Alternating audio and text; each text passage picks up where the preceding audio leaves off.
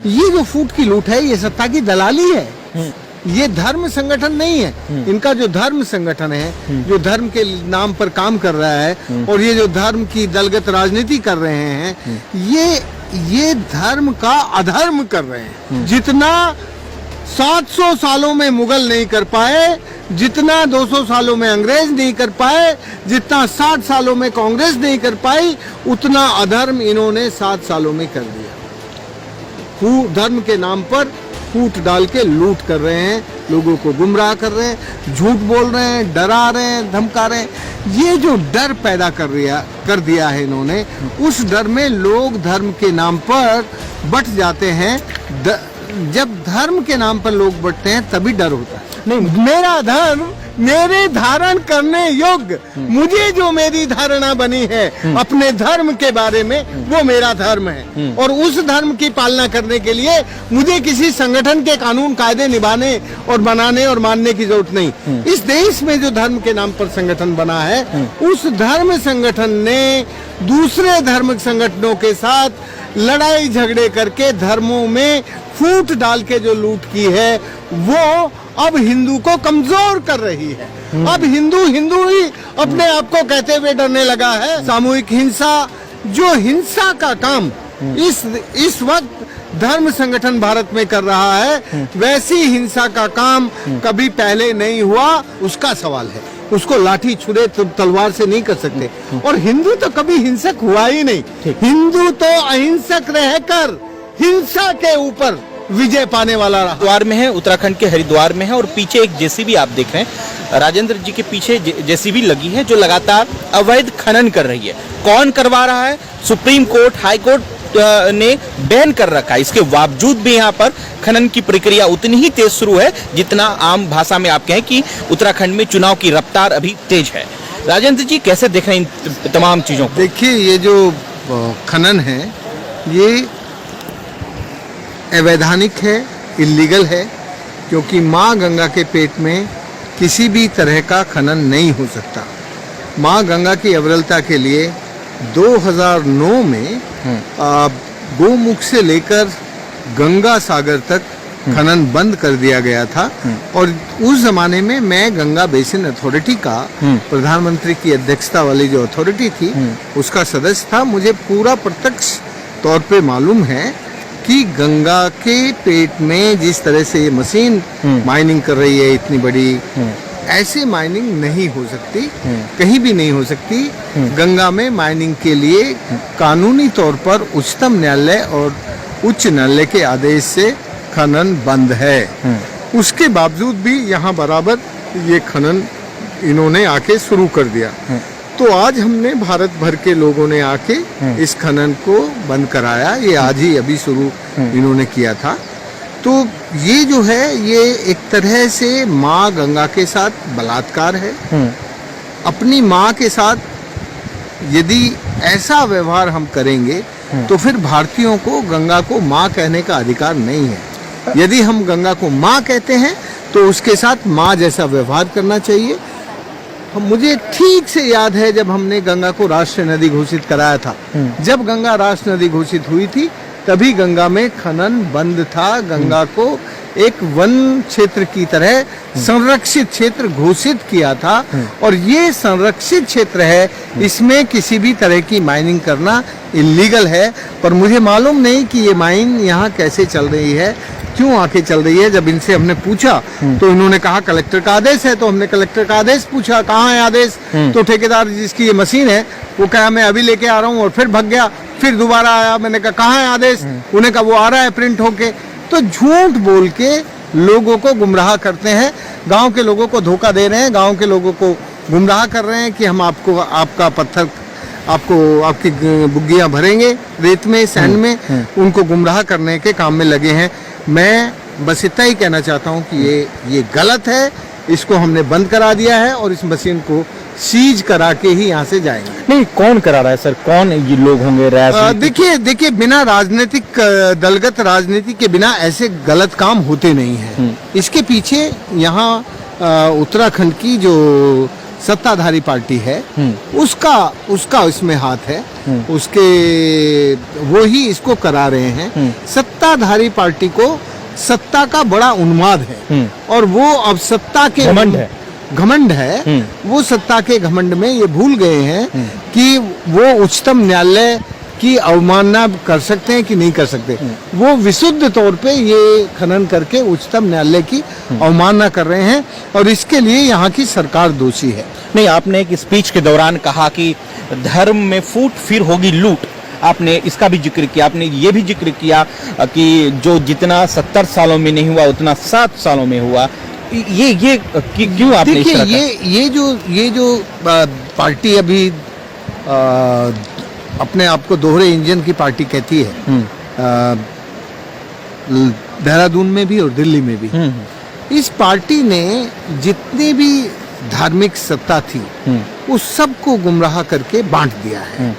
धर्मों के नाम पर लड़ाई शुरू करवा दी है और धर्म का अपने साथ कुछ ग्रुप जोड़ के पोलराइज करके आपस में फूट डाल दी है और उस फूट की लूट का फायदा ये उठा रहे हैं। ये जो फूट की लूट है ये सत्ता की दलाली है। ये धर्म संगठन नहीं है।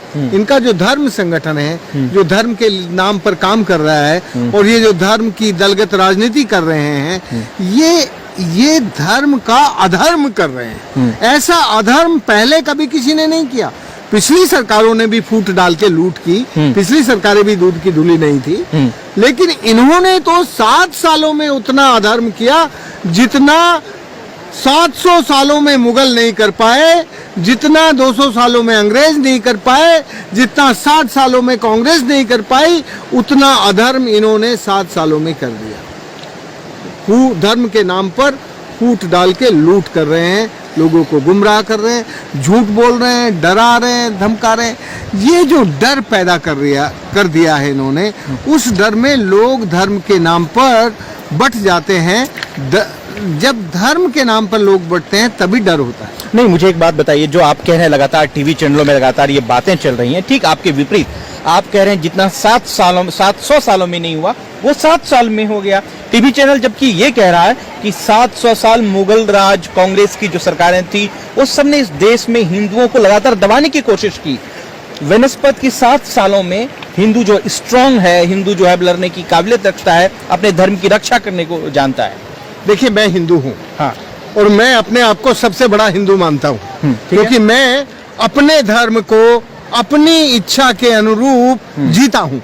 मेरा धर्म मेरे धारण करने योग्य, मुझे जो मेरी धारणा बनी है अपने धर्म के बारे में वो मेरा धर्म है और उस धर्म की पालना करने के लिए मुझे किसी संगठन के कानून कायदे निभाने और बनाने और मानने की जरूरत नहीं। इस देश में जो धर्म के नाम पर संगठन बना है उस धर्म संगठन ने दूसरे धर्म संगठनों के साथ लड़ाई झगड़े करके धर्मों में फूट डाल के जो लूट की है वो अब हिंदू को कमजोर कर रही है।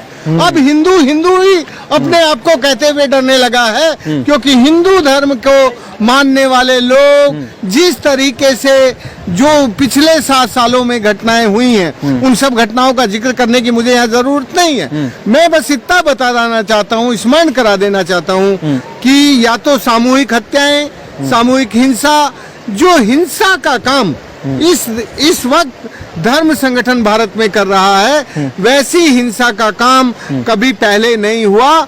ऐसी धर्म, ठीक है, हिंदुओं की कुछ मूर्तियां तोड़ने का काम गलत काम हुआ, उसका हम विरोध करते हैं। कुछ मंदिरों में मस्जिद के लोगों ने कुछ कब्जा किया, हम उसका विरोध करते हैं, लेकिन इसका मतलब ये कदाचित नहीं होता कि दूसरे वाले ने जैसा बुरा किया है उस वैसी ही हिंसा हम करें। हिंदू जो है वो हिंसक नहीं होता, हिंदू अहिंसक होता है, सत्य को धारण करके अपने जीवन में सत्य निष्ठा के साथ जीता है, उसको हम हिंदू कहते हैं। मैं हिंदू हूँ, अपने धर्म में जीता हूँ, धर्म निष्ठा के साथ जीता हूँ। लास्ट सवाल, आरएसएस दशहरे के दिन और तमाम ऐसे जब महापर्व के दिन जो है तलवार और लाठी भांजती है और जब ये उनसे पूछा जाता है कि आप ये क्यों कर रहे हैं तो वो कहते हैं कि अपनी रक्षा के लिए हम जान दे सकते हैं तो किसी की जान ले सकते हैं। खूब चर्चाएं चलती हैं। देखिए, तलवार भाले और लाठी से इस मामूली इस तरह की हिंसा से रक्षा नहीं होती। धर्म की रक्षा तो आत्मा से होती है। धर्म आत्मा का सवाल है। धर्म भौतिक दुनिया का सवाल नहीं है। धर्म तो हमारी आत्मा, हमारा मन और हमारे जो अपनी जो जीवन जीने की शैली है, जो जीवन जीने की विधि है, उसका सवाल है। उसको लाठी छुरे तलवार से नहीं कर सकते। और हिंदू तो कभी हिंसक हुआ ही नहीं। हिंदू तो अहिंसक रहकर हिंसा के ऊपर विजय पाने वाला रहा है। असली हिंदू वो होता है जो अपनी अहिंसा में तरीके से हिंसा पर विजय पा जाता है। श्री स्वामी ने एक उसमें अभी स्पीच के दौरान एक बयान दिया। उन्होंने कहा कि आपके संगठन के 2 साधु गंगा के लिए जो है उन्होंने अपनी प्राण की आहुति दी है। इतना कुछ होने के बाद क्या लगता है कि आप गंगा को बचा पाएंगे? बचा पाएंगे। गंगा हमारी माँ है और गंगा की अपनी शक्ति है। वो गंगा माँ बचेगी। गंगा खुद भी अपने आप को बचा लेगी।